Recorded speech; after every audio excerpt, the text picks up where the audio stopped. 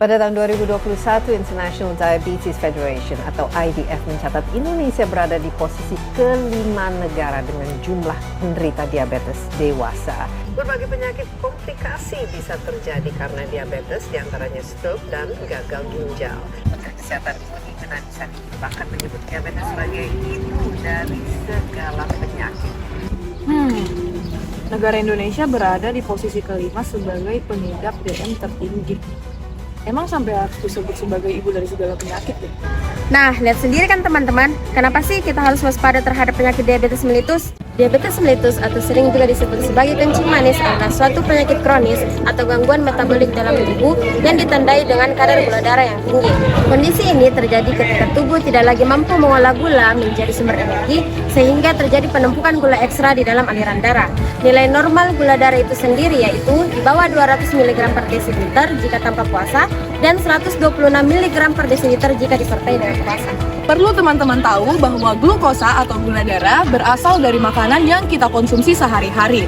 Nah, gula ini nantinya akan diproduksi oleh insulin secara terus-menerus lalu diproduksi menjadi sumber-sumber energi dalam sel-sel tubuh. Insulin merupakan hormon yang berfungsi untuk mengatur kadar gula yang ada di dalam darah.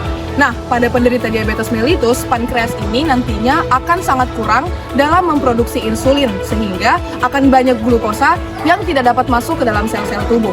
Gula darah yang tidak terkontrol dengan baik dapat merusak pembuluh darah, sehingga menimbulkan berbagai penyakit berbahaya seperti gagal ginjal, stroke, kebutaan pada mata, serangan jantung, bahkan amputasi kaki.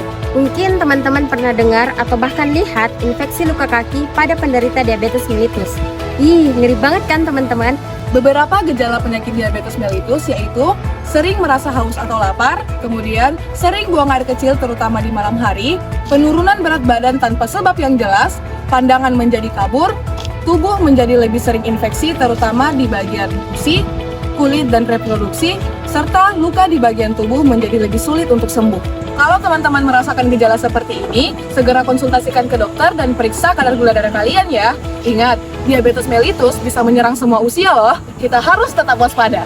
Lalu gimana sih cara kita mencegah dan mengurangi resiko diabetes mellitus? Yuk, terapkan pola hidup sehat. S. Selalu periksa kesehatan dan kadar gula darah secara rutin. E. Edukasi diri dengan mengatur pola makan yang bergizi dan seimbang. H. Hindari stres yang berlebihan. A. Aktif beraktivitas fisik dan berolahraga secara teratur. Dan T. Tidak merokok. Stop diabetes sebelum terlambat. Karena hidup sehat ada di tangan kita. Yuk Yuk cegah diabetes dan mari terapkan pola hidup sehat tanpa diabetes.